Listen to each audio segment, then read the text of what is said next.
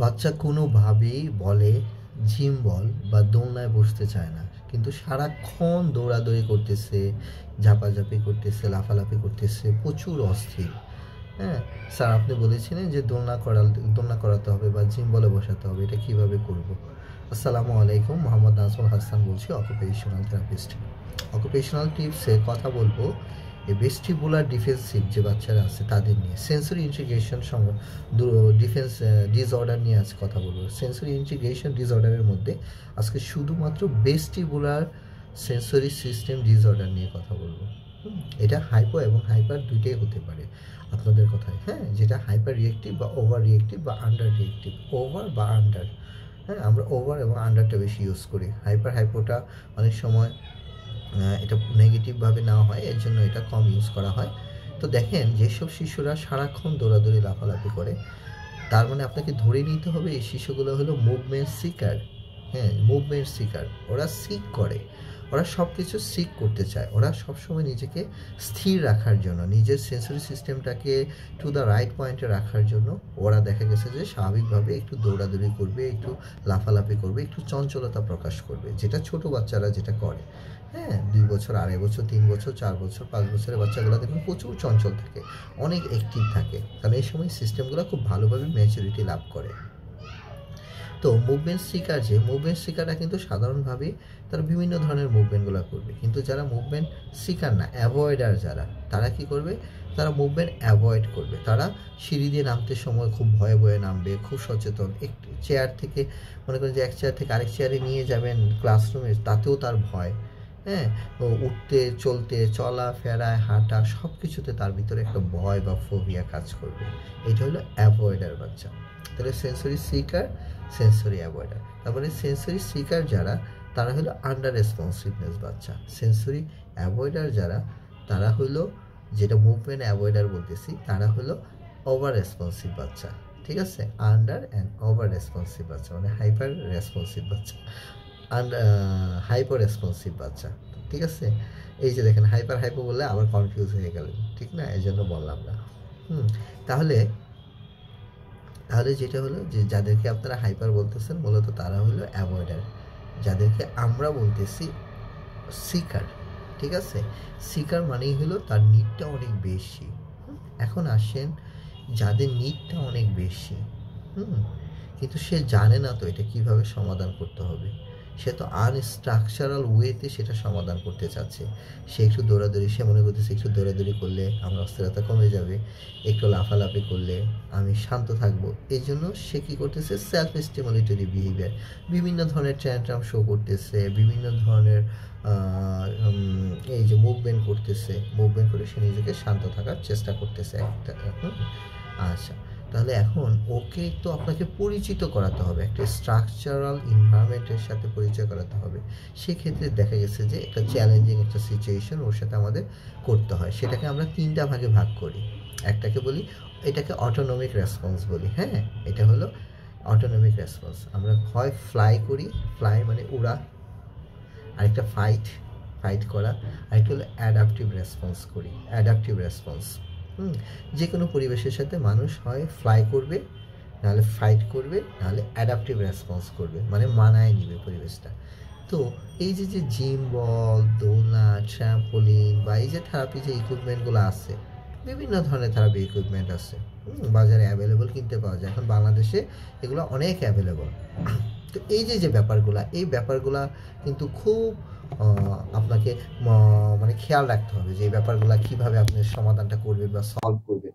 এই জিনিসগুলো আপনাকে কিন্তু মনোযোগ সহকারে খেয়াল করতে হবে যে কি করা যায়। ঠিক আছে, তো এই যে যে সে যে সিকার, সে তো জানে না শ্যাম্পুলিংটা করলে তার এই সিস্টেমটা আস্তে আস্তে স্বাভাবিক হওয়া শুরু করবে, সে একটু দৌড় না করলে সে আস্তে আস্তে শান্ত হওয়া শুরু করবে, বা জিম বল করলে তার অ্যাটেনশনটা বাড়বে। সে তো জানে না, সে কি করে? ভয় পেয়ে যায়। যখনই তার এই নিডটা, সে মনে করে যে সে দৌড়াদৌড়ি করলেই ভালো। হুম, মানে বসে থেকে একটা জিনিস করবে কেমন না? মানে সে তো অভ্যস্ত না, তাকে অভ্যস্ত করাতে হবে। অ্যাডাপটিভ রেসপন্সটা তৈরি করতে হবে। থেরাপি সেশনের ১ম এ কয়েকটা সেশন কিন্তু এইজন্যই বাচ্চারা অনেক কান্নাকাটি, চিৎকার চেঁচামেচি, হই হুল্লোড় শুরু করে দেয়। প্যারেন্টস মনে করে যে হায়, হায়! আমার বাচ্চা তো আগেই ভালো ছিল, থেরাপি দেওয়ার পরে তো আরো বাচ্চা আরো অস্থির হয়ে গেছে, তার থেকে ভালো থেরাপি বন্ধ। অথবা থেরাপিস্টের কথায় বাসায় ট্রাম্পোলিন কিনলাম, দোলনা কিনলাম, সারাদিন দোলনা করে, সারাদিন ট্রাম্পোলিন করে, ট্রাম্পোলিনটা কাউকে দিয়ে দেওয়াই ভালো। বিরক্ত হয়ে গেছি। হ্যাঁ, এই যে যে ব্যাপারটা, বা ট্রাম্পোলিন কিনলাম, ভয়েও ট্রাম্পোলিন এর কাছে যায় না, ভয়েও জিম বলটা ধরে না, কোনোভাবেই জিম বল করানো যাচ্ছে না। হ্যাঁ, এই যে যে ব্যাপারগুলা, এই ব্যাপারগুলা, তার মানে তার অ্যাডাপটিভ রেসপন্সটা নাই, সে ফাইট করতেছে, ফ্লাই করতেছে। আমাকে যেভাবে অ্যাডাপটিভ রেসপন্সটা তৈরি করতে হবে, কারণ তার কাছ থেকে যদি আমি সুন্দরভাবে যদি সেন্সরি স্টিমুলেশনটা বের করতে চাই, তার যদি এই যে ভেস্টিবুলার সিস্টেমটাকে অ্যাক্টিভ করতে চাই, তাহলে কিন্তু অবশ্যই তাকে ভেস্টিবুলার সেন্সরি সিস্টেমটা নিয়ে কাজ করতে হবে। হ্যাঁ, তাহলে আমাকে অন্য অপশন খুঁজতে হবে, কারণ আপনার আমরা অনেক সময় ফিক্সড হয়ে যাই। এই যে ব্রাশিং, দয়া করে এই ব্রাশগুলা কিনবেন না, এগুলার ইফেক্টিভনেস একদমই নাই। হ্যাঁ, নাই একদম বলবো না আমি, কিন্তু আমার অভিজ্ঞতায় এগুলো আসলে ভ্যালুলেস। হুম, তার থেকে ভালো আপনি ন্যাচারাল প্লে, সেন্সরিয়াল প্লে করেন। হ্যাঁ, আপনাকে ওই যে ব্রাশিং করা, ব্রাশিংটা ঠিক মতো জানেনও না যে কিভাবে করতে হবে, তাহলে আপনার লাভ হলো কি? দিনে একবার করেন, কেউ 2 দিনে, 2-3 দিনে একবার করেন, বাচ্চা অস্থির হলে ব্রাশ করেন, না হলে আর করেনই না। তো ব্রাশটা কিভাবে করতে হয় সেটাই জানি না আমরা, সেটা আমাদের জানানো হয়নি, তাহলে আপনি এই ব্রাশটা কিনে কি করবেন? হ্যাঁ, এই ইনস্ট্রুমেন্ট গুলো, এই যে বল, জিম বল আছে, টাকা হলে তো সবই কিনতে পারেন, একটা বাসাটাকেই যে থেরাপি সেন্টার বানিয়ে ফেলতে পারবেন। লাভ কি? আপনি তো জানেন না এটা কিভাবে ইউজ করতে হয়। এটা জানে কারা? থেরাপিস্ট। কারা? Occupational therapist. অকুপেশনাল থেরাপিস্টরা জানে এই ইনস্ট্রুমেন্ট গুলো কিভাবে ইউজ করতে হবে। আপনারা অনেকে দেখা গেছে যে মিস্ত্রি দিয়ে বিভিন্ন কিছু বানায় ফেলতেছেন। ইভেন নামি দামি সেন্টার গুলো দেখা গেছে যে মিস্ত্রি দিয়ে ইনস্ট্রুমেন্ট বানায় ফেলতেছে। থেরাপিস্টদের শরণাপন্ন হচ্ছেন না। এটাও কিন্তু উচিত না। এক টপিক থেকে আরেক টপিকে আমি যেতে চাচ্ছি না। তারপরেও বললাম, বাড়িটা যেহেতু করবেন ইঞ্জিনিয়ার দিয়ে করেন। ঠিক না? আর থেরাপি সেন্টার যেহেতু করবেন অবশ্যই থেরাপিস্টের শরণাপন্ন হয়ে পড়েন। ঠিক না? এটি আরকি বলবো। এবার আসেন এই যে, যে ভেস্টিবুলার সিস্টেমটা বাচ্চা অস্থির হয়ে যাচ্ছে, করতে চাচ্ছে না। হুম? তো তাকে কি করতে হবে? অ্যাডাপটিভ রেসপন্সটা তৈরি করতে হবে। তাকে অন্য থেরাপি দিতে হবে। দিয়ে তারপরে তাকে জিম বলে বা দোলনা বা ট্রাম্পোলিন বা আরো যে ইন্সট্রুমেন্ট গুলো আছে সেগুলোতে আস্তে, আস্তে অভ্যস্ত করতে হবে। কারণ কি? এগুলোর ইফেক্টিভনেসটা অনেক ভালো। কারণ দেখা গেছে যে দোলনা, জিম বল, এটার যে গুরুত্ব অনেক বেশি। এজন্য আমি সব প্যারেন্টসকে বলি, যাদের বাসায় বাচ্চা আছে সেটা স্পেশাল হোক আর নরমাল হোক, আপনি অবশ্যই একটা দোলনা রাখবেন, একটা রকিং চেয়ার রাখবেন, একটা ট্রাম্পোলিন বা জিম বল দিবেন। বাচ্চাকে কাম ডাউন করার জন্য, কুল করার জন্য, বাচ্চার ব্রেন ডেভেলপমেন্টের জন্য, বাচ্চার স্পিচ ডেভেলপমেন্টের জন্য, যেটা নিয়ে আপনারা সবাই ব্যস্ত আমরা। ঠিক আছে? বাচ্চাকে দোলনা দেন, বাচ্চা দেখবেন যে অডিটরি সিস্টেম অ্যাক্টিভ হয়ে যাবে। অডিটরি সিস্টেম অ্যাক্টিভ হওয়া মানে বাচ্চা সব শুনবে এবং বাচ্চা কথা বলা শুরু করবে। কারণ যারা কানে শোনে তারা কি করে? কথা বলে। যারা শোনে না তারা কথা বলে না। একদম এক্সাক্টলি। তার মানে ভেস্টিবুলার সিস্টেমটা খুব ইম্পর্টেন্ট একটা সিস্টেম। যেটা কানের ভিতরে অবস্থান। ঠিক আছে? তাহলে আমি বিস্তারিত এতটুকুই বললাম। যারা আরো জানতে চান তারা চাইলে আমাদের এই ধরনের অনেক ট্রেনিং প্রোগ্রাম আছে আমাদের। হ্যাঁ? প্যারেন্টসদের জন্য আছে, কেয়ার গিভারদের জন্য আছে, টিচারদের জন্য আমরা একটা ট্রেনিং প্রোগ্রামের ইনশাআল্লাহ আমরা অনুমতি পেয়ে যাব। এটা ৩ মাসের একটা প্রোগ্রাম হবে ইনশাআল্লাহ। আমরা অনুমতি পেলে আমরা টিচার্স ট্রেনিং প্রোগ্রামটা শুরু করে দিব সার্টিফাইডদেরই। এখন পর্যন্ত আমরা ২ টা ট্রেনিং প্রোগ্রাম রান করতেছি। আমরা সার্টিফিকেট প্রদান করতেছি ইনশাআল্লাহ। আপনারা সার্টিফিকেট পাবেন। একটা হলো প্যারেন্টস ট্রেনিং প্রোগ্রাম, আর একটা হলো কেয়ার গিভার ট্রেনিং প্রোগ্রাম। এটা আমাদের ৫ দিন থেকে ১ মাস ব্যাপী আছে। ৫ দিনের একটা প্রোগ্রাম, ট্রেনিং প্রোগ্রাম আছে।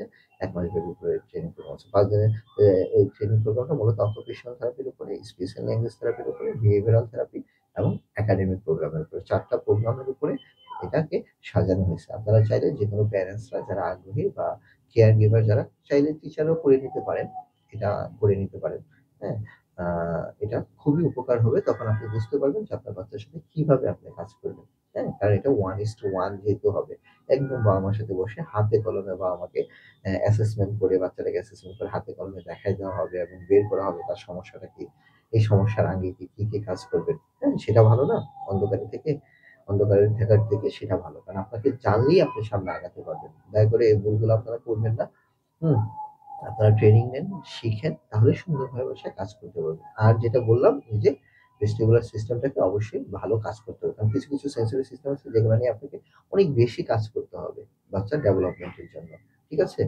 তাহলে আমার সেশনটা আর বাড়ালাম না। সবাই ভালো থাকবেন, সুস্থ থাকবেন। আসসালামু আলাইকুম ওয়া রাহমাতুল্লাহি ওয়া বারাকাতুহু।